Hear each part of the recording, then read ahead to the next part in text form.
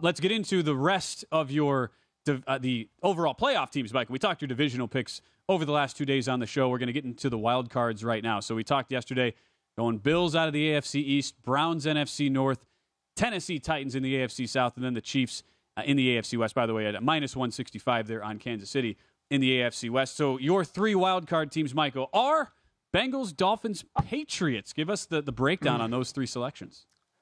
Yeah, I mean, I got off the jet train, just because I think it's going to be hard. Here's where I'm concerned about my Bengal pick. Because every time you make a pick, you've got to think about why would this not work out. And my thought is if they start 5-4 like they have the last 2 years, it's going to be hard for them to catch up with that schedule. It's going to be hard for them to make up ground. And we know this. Somebody from the AFC, there's too many good teams in the AFC. Somebody's going to be left on the outside looking in.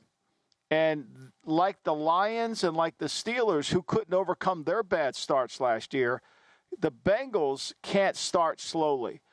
My downfall on Miami is if Tua doesn't stay healthy and that offensive line is not very good, which I don't think they are, but they've got to be able to stay healthy. I think they're improved. They'll be much better with Vic Fangio.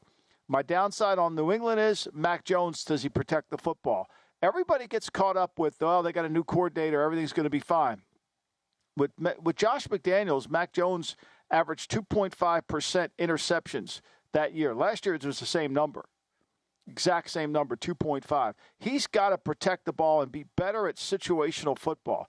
And if they do that with this defense, if this defense can play from in front, which I think is so critical, I think they've got a chance to be a good team. And I watched last year's team, and their inability to stop teams to convert third downs, their inability to play well in the red zone is what killed them. And New England, of the playoff teams you have, they would be the longer shot just based on the odds board at 35-1. But, Michael, keeping out the New York Jets, who are 9-1 to win the AFC, and the Baltimore Ravens, who are 10-1. As we go to the NFC side, we just talked about this earlier in the show today. Philadelphia, the pick in the NFC East. Green Bay, the longer shot in the NFC North at 4-1. Panthers at plus 350, and then you have the 49ers at minus 165.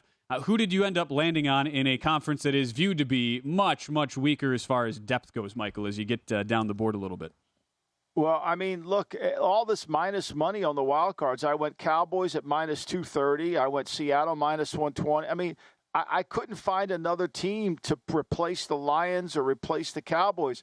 I wanted it to be Washington, right? Because I think Washington at 8 wins last year should have made they had a chance to win some games, but I just think there's too much dysfunction within that organization offensively, too much uncertainty, so I couldn't go there. I'm not buying the Minnesota train that they're going to be just as good offensively and defensively. It won't matter. I almost picked them over the Lions, but I went that way. Again, I'm not on the Carolina Panthers. I think if I look at this today, based on week 1 of the preseason, I should probably have the Saints. I would have picked the Saints over the Lions as a wild card, only because I think the Lions are going to have a hard time going from good to great. I really do. I think it's hard for teams. It's harder for teams to do that, and I don't think Goff can protect the ball like he did last year. Expectations when they rise, it's a whole new ball game, and it's just funny how we saw last year. I mean, Dan Campbell's Lions got a ton of buzz in the preseason, totally fell flat on their face out of the gate, then had the amazing second half of the season stretch. I just wonder, with another year after failing to meet expectations a season ago, even though technically we view that as a really successful season because of how it ended in Detroit, does that year of strength and growth from Campbell now having more time and reps as a head coach, does that prove to prosper in 2023? I think it's a nice thought to have, but as we've talked about, Michael, personnel-wise, still a ways to go there for Detroit. Well, the other thing still you have to talk about, too, is teams preparing in an offseason to get ready for you, right? Like, teams are getting ready for the Giants. They know how the Giants want to play, and the Giants have to play a certain way with Daniel Jones at quarterback. It's the same thing with the Lions. They want to play a certain way with Jared Goff. And teams get ready for how they handle your offense or defense. They study you in the offseason. That's where Philly will stumble a little bit. Teams have spent a lot of time studying this six-pack offense. Now, can they make it? Can they stop it? That remains to be seen. Sure. You think about defenses against Jared Goff and the Lions. I got to think we see a lot of hands up at the line of scrimmage looking to just bat down Jared Goff. He had a 2-step drop, quick passes this year. Going to be a lot of adjustments. See how the Lions can overcome that in 2023. Go to VSiN.com/subscribe to become a VSiN Pro subscriber today.